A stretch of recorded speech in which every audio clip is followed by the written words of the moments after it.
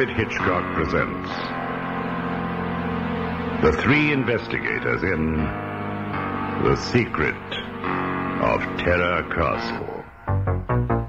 Written by Robert Arthur and dramatized by Edward Kelsey.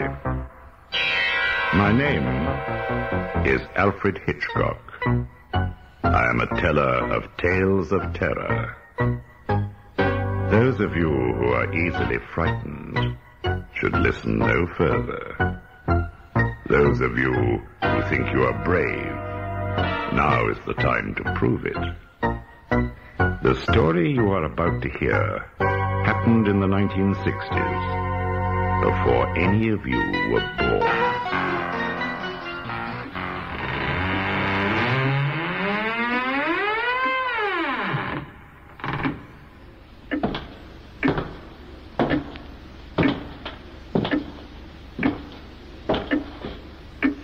I was not entirely unknown director of thriller movies in Hollywood, in the United States of America. One day, my secretary sent two boys into my office. They presented me with a printed card, which I read aloud. The Three Investigators. We investigate anything. Question mark, question mark, question mark. First investigator, Jupiter Jones. That's me, Mr. Hitchcock. Second investigator, Peter Crenshaw. That's me. Records and research, Bob Andrews. Bob is not with us because he's doing research at the moment. He is somewhat handicapped in operations requiring athletic prowess, as he is suffering from the after effects of a badly broken leg. However, as he works part-time at the library, he is eminently suitable as a researcher. No doubt. But what are you doing here in my office? I do not require the services of one investigator, let alone three. Jupe thinks you do, Mr. Hitchcock. Jupe does he? The gate man has strict instructions not to allow strangers in to see me. Well, I can explain that, Mr. Hitchcock. I was fortunate enough to win a competition. Jupe is really very clever. You can tell from the way he speaks. He's got a great brain. And a great impudence. I'm sorry you should feel that way, Mr. Hitchcock. You see, the prize for being successful in the competition was the loan of a Rolls-Royce sedan automobile for 30 days. Well, not much use to you. You can't be old enough to drive. That is true, Mr. Hitchcock. But the Rolls came complete with its own chauffeur to drive us. And its own telephone. I'm impressed. And so was the man on the studio gate. He was so impressed to see us arrive in such a smart English auto, driven by a smart English chauffeur called Worthington, that he thought we must be related to you, Mr. Hitchcock, as you are such a smart English film director. So he let us in. I see. Well, now, you can both get back into your smart English auto and ask your smart English chauffeur to drive you smartly away. I'm very busy. We know that, Mr. Hitchcock, and we are here to help you. That is why we gave you our card. The Three Investigators, question mark, question mark, question mark. May I ask what the question marks are for? Do they indicate a doubt in your own ability? No, sir. They are our trademark. They are symbolical of questions to be answered, of mysteries to be solved. And if we wish to indicate to each other where we have been, we leave a small chalk question mark, a different color for each of us. Most original. And the question marks on the card make people ask questions, like you did, sir, and that helps them remember us. I see. You are publicity-minded. A business cannot succeed if people don't know about it. A statement which cannot be disputed. But speaking of business, you have not yet stated yours. We want to find a haunted house for you, sir. A haunted house? What makes you think I want a haunted house? We understand you want to find an authentic haunted house to use in your next suspense picture, sir. The Three Investigators desire to assist you in the search. I have people searching for a proper house at this moment all over America. I'm sure they'll find me the right house for my purposes. But if we could find you the right house here in California, it would be a lot simpler to make your picture here, sir. I'm sorry, my lad. It's out of the question. We don't want any money, sir. But all famous detectives have someone write up their cases for people to read. Sherlock Holmes, Ellery Queen, Hercule Poirot, all of them. I have deduced that that is how they become famous.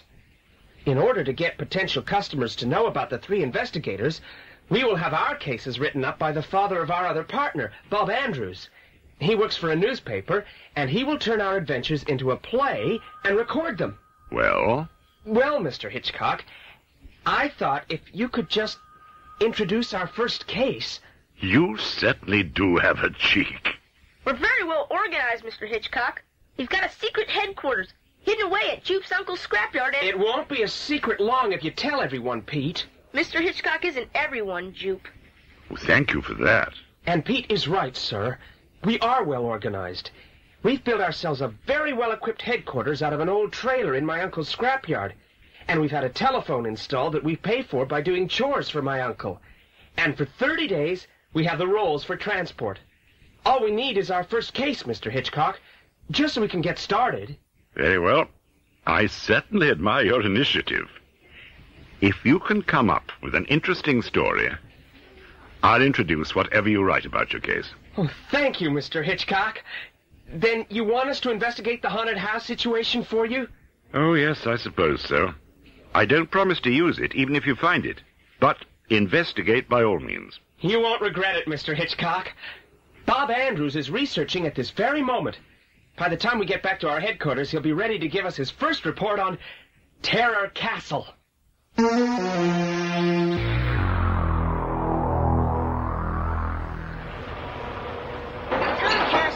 Is located in a narrow little canyon up above Hollywood called Black Canyon. It was originally called Terrell's Castle because it was built by a movie star named Stephen Terrell. He was a big star back in the silent film days before talking pictures were invented. He used to play in all kinds of scary pictures about vampires and werewolves, stuff like that. He built his house to look like the haunted castle just like the ones in his pictures, and filled with weird things that came from the different pictures he'd acted in. Very promising, Bob. That depends on what you're promising. What became of this Stephen Terrell? He was known all over the world as a man with a million faces. Then talking pictures were invented, and people discovered he had a squeaky, high-pitched voice and lisped. Great, a monster who lisps and a squeaky voice. They must have laughed themselves right out of their seats. That's just what they did, and Stephen Terrell had to stop making pictures. He sent away his servants, even sent away his best friend, his business manager, Mr. Jonathan Rex. He shut himself up in his castle and brooded. People began to forget about him. Then one day a wrecked car was discovered. It had run off the road and crashed down over the cliffs, almost into the ocean. What did that have to do with Stephen Terrell? The police traced the license number and learned that the car belonged to Terrell. They didn't find his body, but that wasn't surprising. It would have washed away at high tide. Gee, do you think he drove off the cliff on purpose? Police weren't sure. But when they went to the castle, the door was wide open, and they found a note which said, I copied out. Here it is.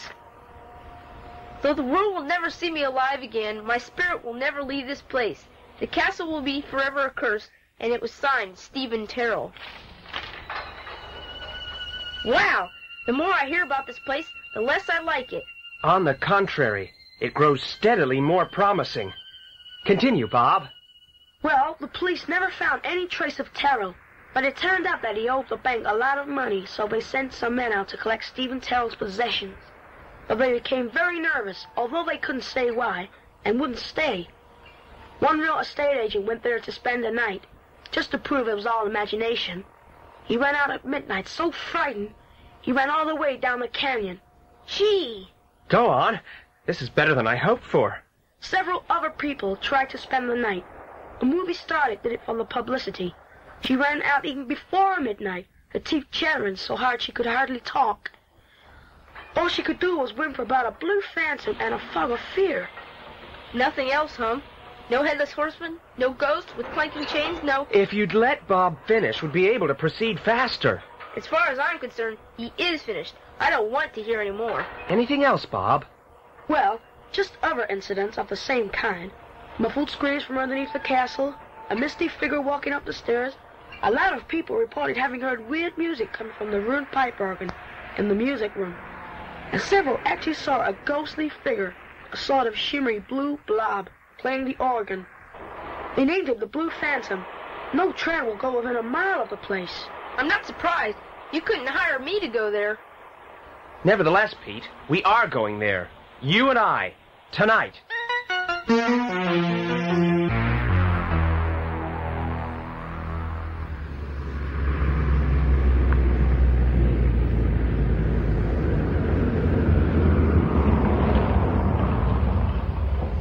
Is this it, Worthington? I fear we can proceed no further in the rolls, Master Jones. This rockfall bars our passage. But it is my impression that the castle should be just around that turning ahead. Thank you, Worthington. Come on, Pete. We'll walk the rest of the way. Have you got the tape recorder? If I have to use it, all you'll hear will be the sound of chattering teeth. We'll be back in an hour, Worthington. If we're lucky.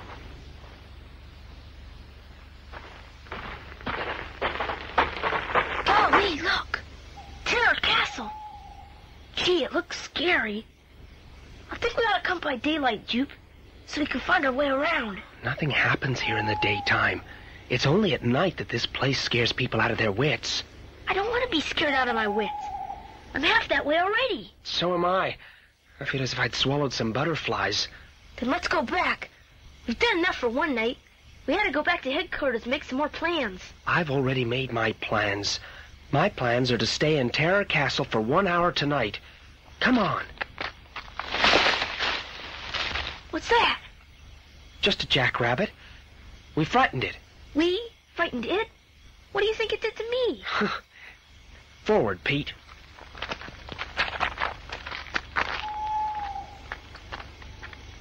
Here we are. The entrance to Terror Castle. Wow, there's a bat round my head. Bats only eat insects. They never eat people. Maybe this one wants a change of diet. Why take chances? Oh, stop kidding, Pete. Here's the door. We just have to walk through it. I wish I could get my legs to believe that. They think we ought to go back. Well, so do mine. But my legs take orders from me. Come on. Wait, do you hear spooky music? Probably just imagination. What if it was the ruined pipe organ being played by the Blue Phantom? Then we certainly want to hear it. Let's enter.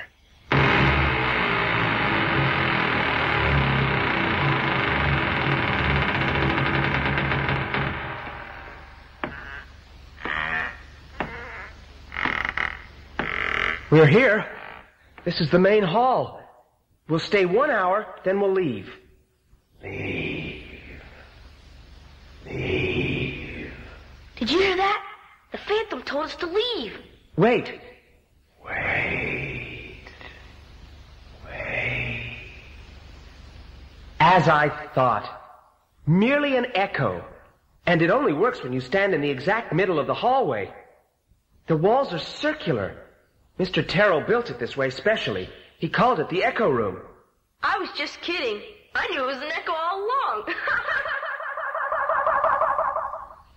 Did I do that? You did. But please don't do it again. I won't. Shine your flashlight on the wall over there. That's right. Gee, it's covered with pictures. Yes. They all appear to be of the same man wearing different costumes. I suppose they're all pictures of Stephen Terrell, playing different roles from his films. I guess so. Gee whiskers.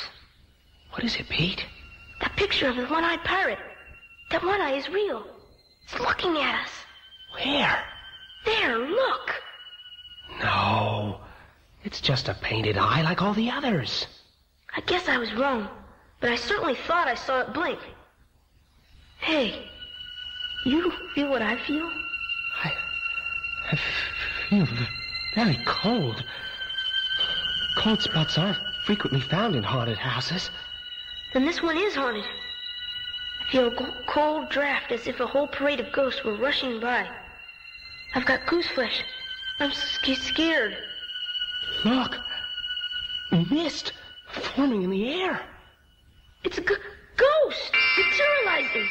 Come on, back to the car. Run! Run!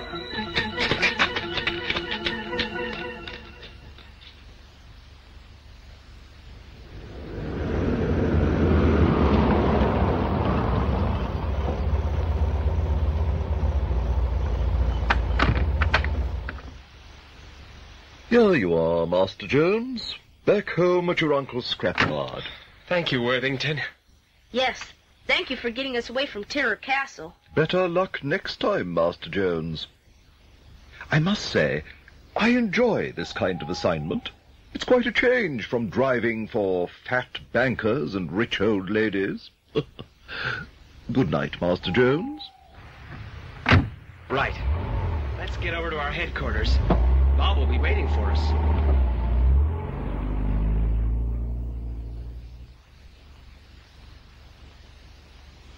What was it that happened exactly, Pete? What made you run from Terror Castle tonight? I don't know exactly. First I began to feel uneasy. After a while I was feeling extremely nervous. All of a sudden, the extreme nervousness became sheer terror, and I wanted to run. Your experience was exactly the same as mine. We actually saw and heard nothing to frighten us, yet we felt frightened. The question is why? What do you mean, why? Any old deserted house is frightening, and the place is so scary it would frighten spooks. Perhaps that is the answer. We must visit Terror Castle again and... The telephone! Who could call us? No one knows our number. We haven't had it long enough to be listed in the telephone book. Hadn't we better answer it? Yeah. Hello? Hello? Hello? No one there. Must have been a wrong number.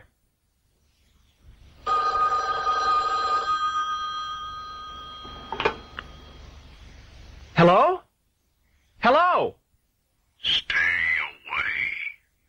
Stay away. Stay away from Terror Castle.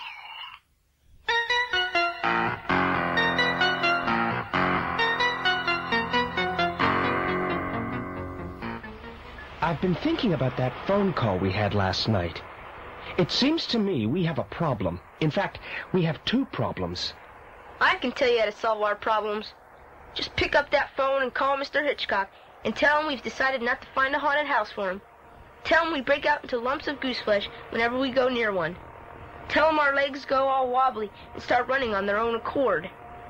I will ignore those remarks, Pete. While Bob is busy at the library, we will endeavor to solve our problems. First, we must determine who made that phone call last night. Not who. What? Was it a phantom or a spook or werewolf? Or just a disembodied spirit? Disembodied spirits are not known to use telephones. That was in the old days. Why shouldn't they change with the times and be modern, too? That voice last night didn't sound like a human voice to me. I agree. The whole problem is made more perplexing by the fact that, except for us in Worthington, not a living soul knew of our visit to Terror Castle last night. But what about souls who aren't living? If Terror Castle is actually haunted, we wish to prove it. And if Stephen Terrell is the one who put a curse on the castle, then presumably it's his ghost haunting the place now. That sounds reasonable. Our first line of action, then, is to locate someone who knew Stephen Terrell in the days when he was a silent picture star and who can tell us more about him. But that was a long time ago. Who'd we find? Our best bet would be Mr. Terrell's business manager, the Whisperer. The Whisperer? What kind of name is that? That was his nickname. His real name was Jonathan Rex. Here's a picture of him and Stephen Terrell that Bob copied for us at the library. Wow, so that was what Stephen Terrell looked like? He didn't have to do any acting to scare people. With that terrible scar and a bald head and those eyes, they would freeze the guy in his tracks. You're looking at the wrong one. Mr. Terrell is the smaller man, the one who looks so friendly and harmless. Him? He's the one who played all those ferocious monsters? The nice-looking guy? Well, apparently, off the motion picture set, Stephen Terrell was so shy because of his lisp, he could hardly talk to people. So he hired the Whisperer to handle all his business affairs. The Whisperer had no trouble getting people to agree to the terms he desired. I'll bet he didn't. He looks as if he would draw a knife on a person if anyone said no. If we can locate him, I'm sure he can tell us all we need to know. Look him up in the telephone books, Pete, while I phone for Worthington and the Rolls.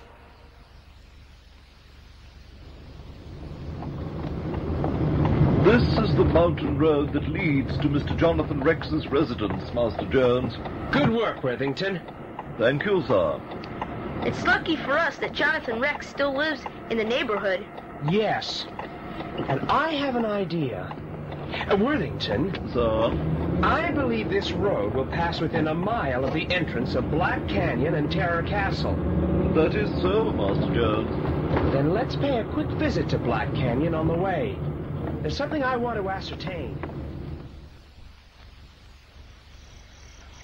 There's Terror Castle again. To think we went into that place after dark. Wow. And came out in rather a hurry. You can say that again. As a matter of fact, we're going back in again, right now, and have a look around by daylight. Look out! What is it? Up there! Rolling down the side of the mountain towards us! A gigantic boulder! It'll crush us! Wait, stand still. It'll miss us by some yards.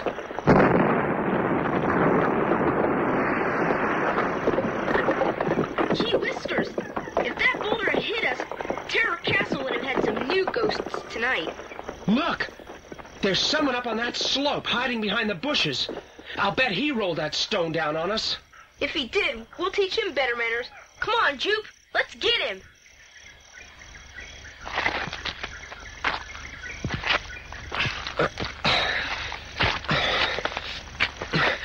Can you still see him, Pete? No, he must be hiding. Look, above us! The whole side of the canyon is coming down on top of us. Quick, get into this crevice in the rock.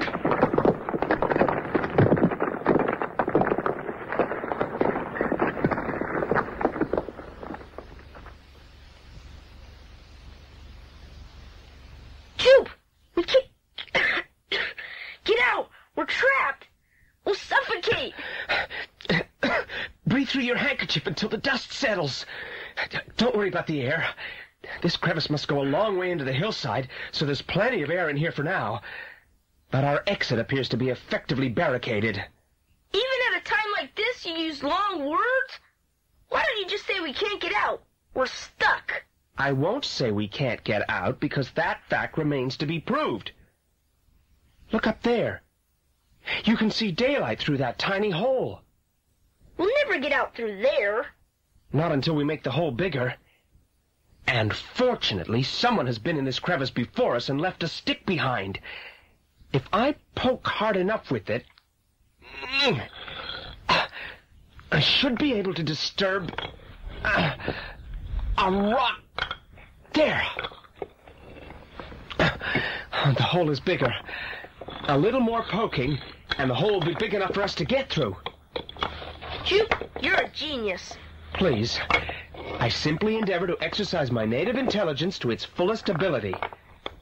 Now help me enlarge this hole so that we can get out and return to Worthington and the Rolls and continue our journey to the home of Mr. Jonathan Rex.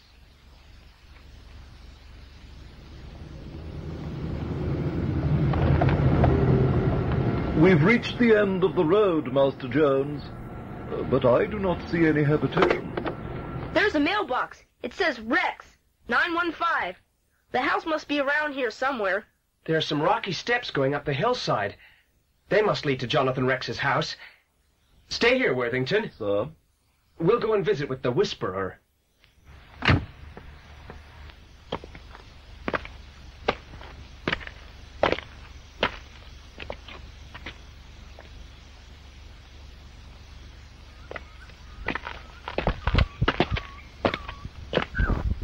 Gee, we've climbed a long way.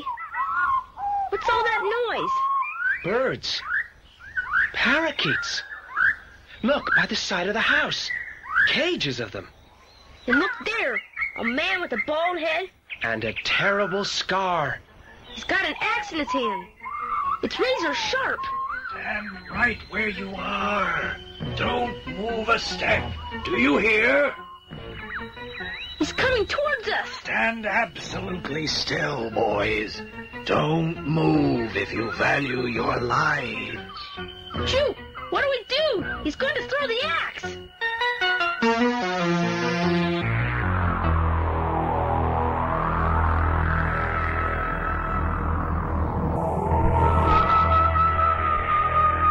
Shoot!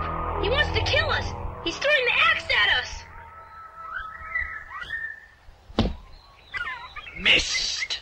I'm glad of that. Come on, Juke, run! It's all right, Pete. There was a snake in the grass behind you, boys. I don't know whether it was a rattler or not. I tried to get it with the axe, but I hurried too much. Would you like to join me for a lemonade? We'd be glad to, Mr. X. I've been cutting the brush along the hill.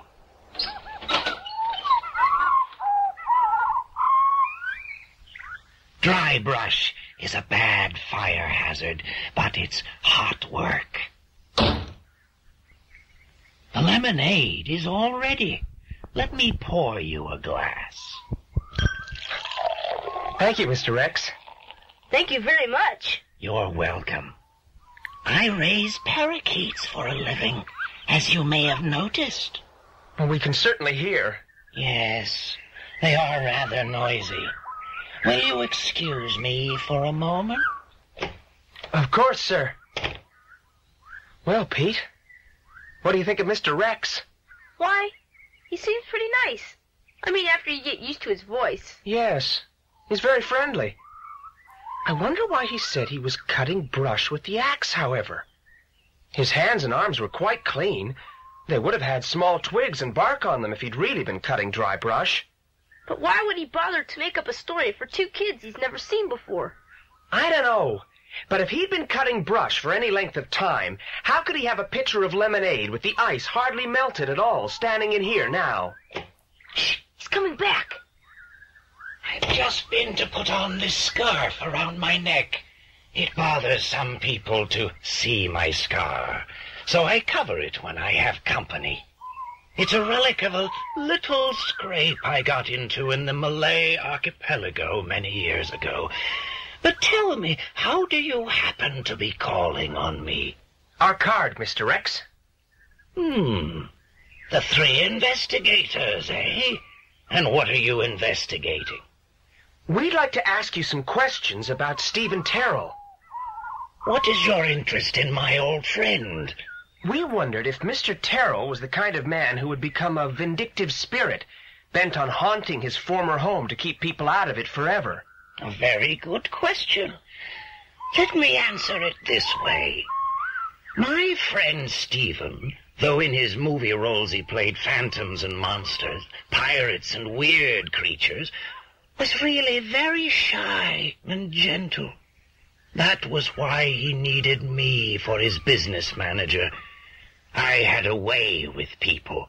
They didn't like to argue with me. You understand? Yes, sir.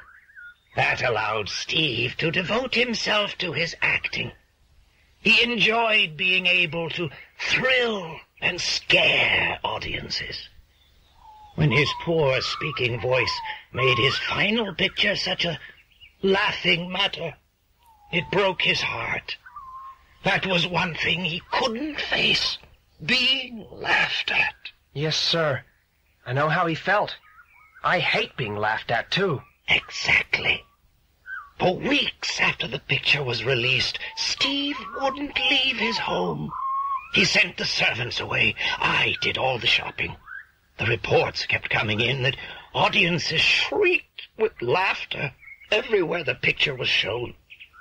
Finally, he ordered me to obtain all the prints of his old pictures that were in existence. He was determined that no one would ever see them again. I managed to get them and brought them to him, but it took all his money, and I had to tell him that the bank which financed the building of his home threatened to take the castle away from him. We were alone in the main room of the castle. He looked at me with burning eyes. "They will never get me to go," he said. No matter what happens to my body, my spirit will never leave this building. Golly, that certainly sounds as if he was planning to go into the haunting profession. Yes. Yet, Mr. Rex, you say Mr. Terrell was a gentle individual. Well, such a person would hardly turn into a malevolent spirit, capable of inspiring unreasoning terror in everyone who entered the castle. That's true, my boy, but you see, the unseen force that causes the sense of terror in everybody may not be the spirit of my old friend. It may be one of the other, much more sinister spirits that I strongly suspect now manifest themselves there. Other, more sinister spirits? Oh, yes. When Stephen Terrell built the castle, he sent all over the world for materials from various buildings supposed to be haunted. From Japan, he obtained timbers of an ancient, ghost-ridden temple where a noble family had been wiped out in an earthquake.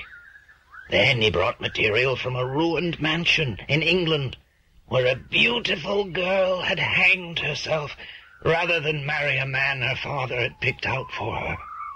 And he imported stones from a castle on the Rhine, supposedly haunted by the ghost of a mad musician who was imprisoned in the cellars for playing music his lord did not like.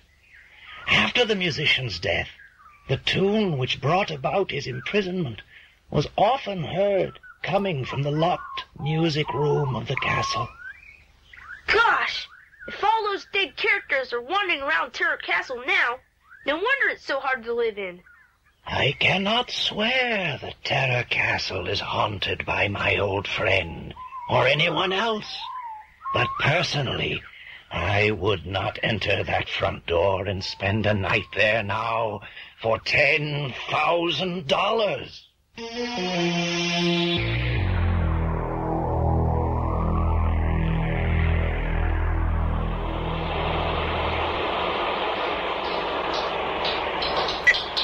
It's been 2 days now, Juke, since you and Pete interviewed Mr. Rex. When are we going to have a conference about it? As soon as we can, Bob.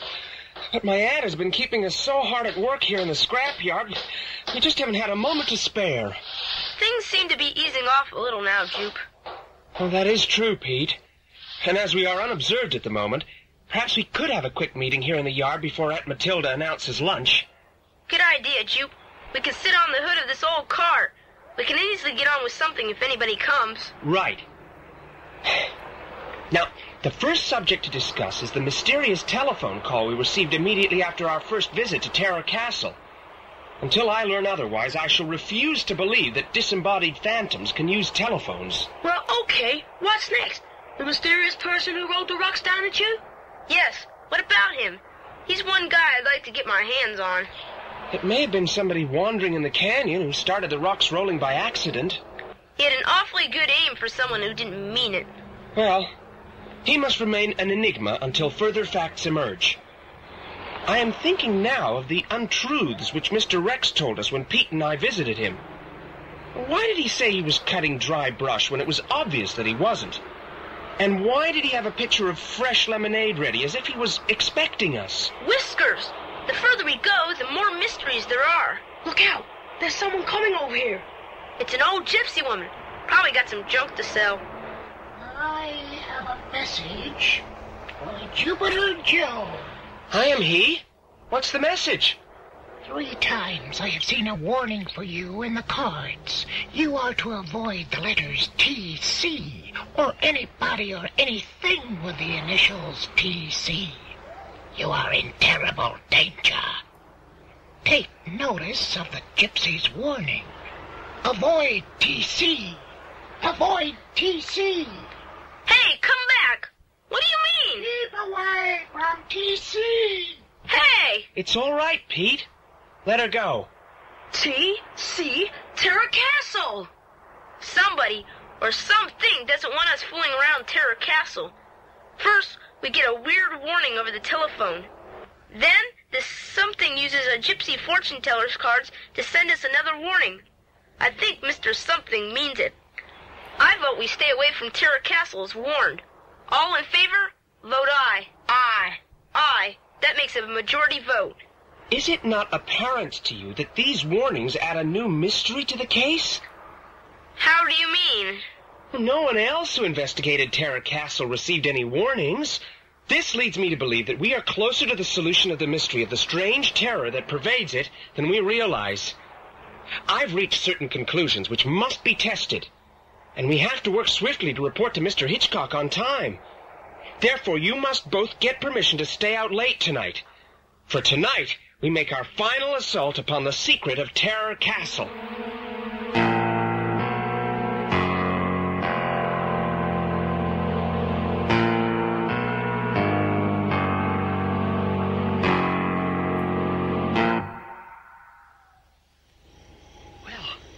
Here we are again, Pete. Terror Castle. Open the door. Why does it always have to be us? What about Bob and Worthington sitting comfortably in their rolls back there? They're our backup team. Now come on, open the door. It won't. It's jammed. I feel sure we can effect an entrance elsewhere. Suppose we try one of those French windows down there. Come on.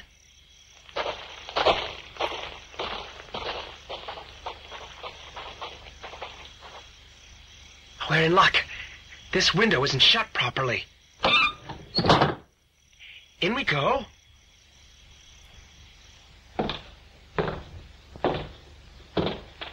It's the dining room.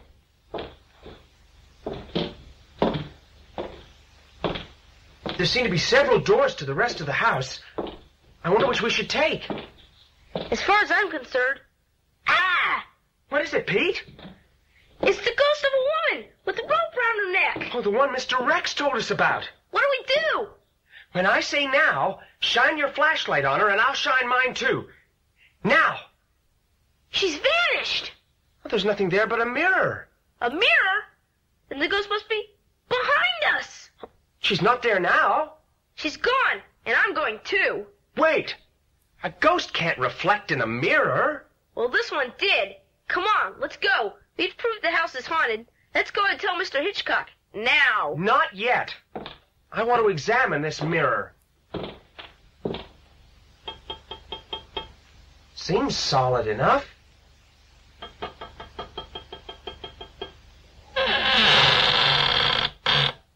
Well, look at that.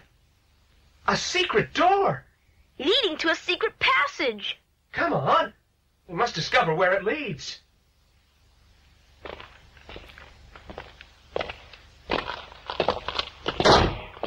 Oh, no! The door's shut. We're locked in. Well, never mind, Pete. We don't want to go back the way we've come. Don't we? Of course not. We're investigators, aren't we?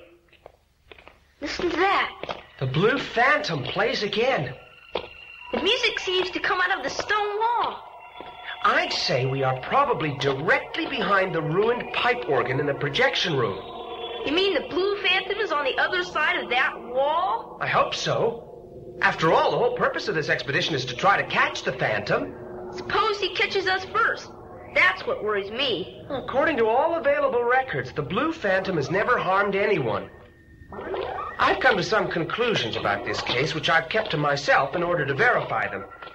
I think we will soon find out if I'm correct or not. But suppose you're wrong, and the Blue Phantom decides he wants us to join his gang of spooks. What then? Then I'll admit I was wrong. Look at the mist. Coming out of the floor. Out of the walls. Everywhere. Fog of fear. The ultimate manifestation of Terror Castle. Now let us try to catch the Blue Phantom while he thinks we are paralyzed with fear. I am paralyzed with fear. I can't make my legs move. The time has come, Pete, to tell you what I've deduced. Terror Castle is really haunted. That's what I've been telling you all along. Let me finish. Is really haunted, but not by a ghost.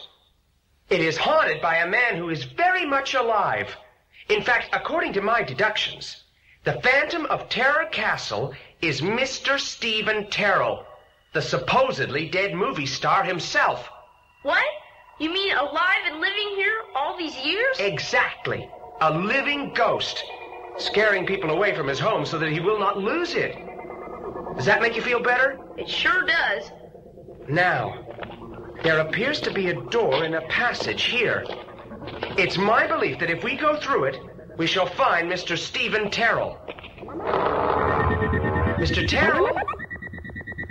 Mr. Stephen Terrell? Are you here, Mr. Terrell?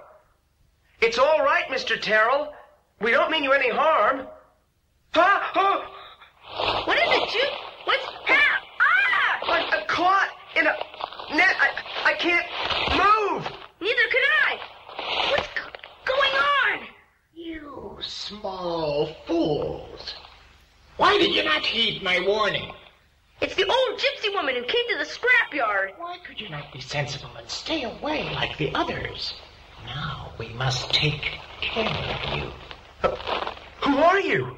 We can tell you because you will never be able to tell anyone else. We are smugglers of jewels from the Orient. This is our headquarters. It is unfortunate for you that you have discovered it. What shall we do with them? Lock them in the dungeon and throw away the key.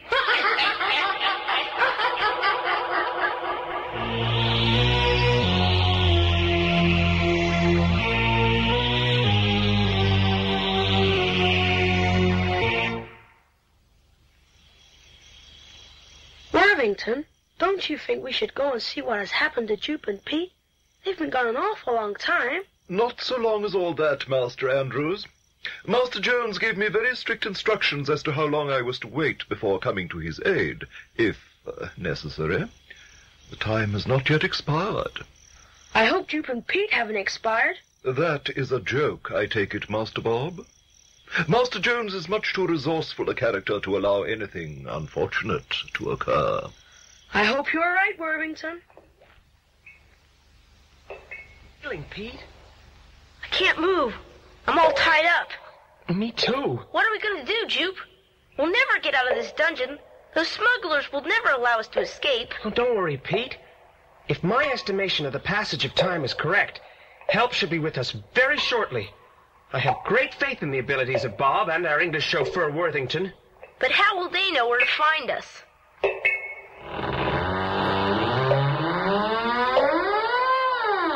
Oh, gosh! The smugglers are coming back. Ah, is that you, Master Crenshaw? Is Master Jones with you? I am, Worthington. Are you both all right? We are now, Bob. Will you allow me to sever the bonds that bind you, Master Jones? With pleasure, Worthington. There. And there. Oh, thank you, Worthington. That's better. And now you, Master Crenshaw. There. And there. Thanks a lot, Worthington. I am sorry that our appearance on the scene was a little delayed. We were able to follow your secret signs, but we took a wrong turning, and we were attacked by enormous birds. Birds? Yes, sir. Not exactly enormous. Parakeets, I would say they were. Parakeets? I've got it. How did you come to be in such a predicament, sir? We noticed a Chinese gentleman hurrying along a tunnel. Was he in any way responsible? He certainly was. We were looking for... We'll explain later. Take us to where you were attacked by the birds. Certainly, sir. Follow me.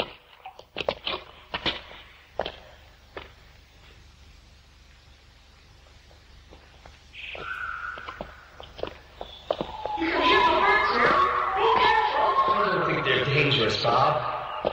Have you heard that sound before, Pete? Yes, I think I have. But where? You'll know soon. There appears to be a wooden door ahead, sir. And it's open. The end of the tunnel. Come on.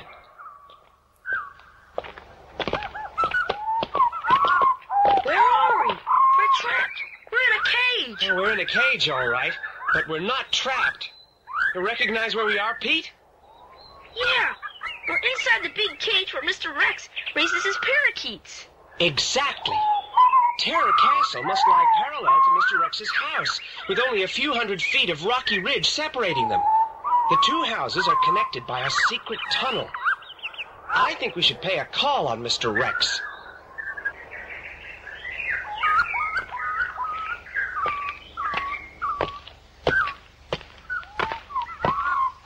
Okay, Pete. Ring Mr. Rex's front doorbell. Right, you. Do you think Mr. Rex has anything to do with the haunting of Terror Castle? We shall soon find out. Well, what is it? We'd like to talk with you, Mr. Rex. And supposing I do not wish to be bothered, boy? In that case, we shall have to call the authorities to investigate. Oh, no need for that. Come in. Come in. Thank you, Mr. Rex. This is my old friend, Charles Grant. How are you? Charlie, these are the boys who have been investigating Terror Castle. Well, boys, have you found the ghosts yet? Yes. We have solved the secret of the castle. Have we? We have. Indeed. And what is the secret? You two men are the ghosts who've been haunting the castle and scaring people away. And just a short while ago, you tied up Pete Crenshaw and me and left us in the dungeon under the castle. That's a very serious accusation, boy. And I'll wager you can't prove it. Look at the tips of your shoes. I chalked them with our secret mark while you were standing beside me, tying me up. But we were tied up by the old gypsy woman and the old Chinese... Both these men were connected with the film industry. They're masters of disguise. He's right. We were acting part of an imaginary gang of smugglers to give you boys a real scare. But I don't want you to think we actually intended to harm you. I was on my way back to untie you when your friends caught sight of me. We're not murderers nor smugglers either. We're just ghosts. But I am a murderer. I killed Stephen Terrell. Oh, that's right. You did away with him, but that hardly counts. The police may think otherwise. Lads, I think we had better go and summon the authorities. No, wait. Give me a moment and I'll let you talk to Stephen Terrell himself. You mean, talk to his ghost? Exactly. Talk to his ghost. He will explain to you why I killed him. Quick! Stop him! He's trying to escape! No, he's not. Don't worry. He won't be a minute. There is something he has to do. Good evening. I am Stephen Terrell. You wanted to see me. He really is Stephen Terrell. I get it. Mr. Terrell, you are also Jonathan Rex, the Whisperer, are you not? That is so. You have guessed my secret. When I attached this plastic scar to my throat, took off my wig, and put on elevator shoes, I stopped being Stephen Terrell. I reduced my voice to a sinister whisper and became that frightening individual known as the Whisperer. I faked my own death, and I've been trying to frighten people away from Terror Castle until, as Mr. Rex, I could raise enough money from breeding my parakeets to buy back the castle from the bank. I had almost succeeded, but I reckoned without the persistence of you boys. It was all quite harmless, and no one ever got hurt. No one got hurt. We almost got killed by that rock fall. That was an accident. I'm very sorry about that. I dislodged the rocks as I was watching your movements. Charlie Grant is my lookout. Just at the entrance to Black Canyon, there's a small bungalow, barely visible. Charlie lives there. Whenever he sees anyone enter the canyon, he telephones me, and I hurry through the tunnel to be ready for them. He used to be my film makeup man. And he was the old gypsy woman who warned us off. How did you know who we are? I read about you winning the Rolls Royce in the papers. It's an easy car to recognize. Quite so, sir. But how did you manage to make Terror Castle seem to be haunted? I learned many tricks and special effects when I worked in movies. Trade secrets, but not difficult if you know how. Well, now you know the whole story. What are you going to do? Mr. Terrell, Do you still have the copies of all the wonderful scary films you made which no one has seen for many years? I do. I looked after them very carefully. Then I have an idea how you can get your castle back and still go on entertaining people by scaring them. How? Turn the castle into a special haunted cinema to show your old films. Show my old... You know, that might work. I'm sure it would. But now, we must prepare our report for Mr. Hitchcock.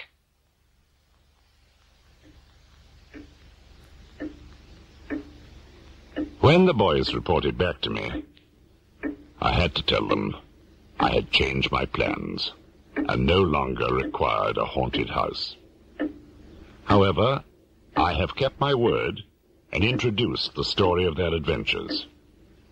And, what is more, I suggested another mystery for them to solve, which I shall also introduce. The mystery of the stuttering parrot. Listen to that, if you dare.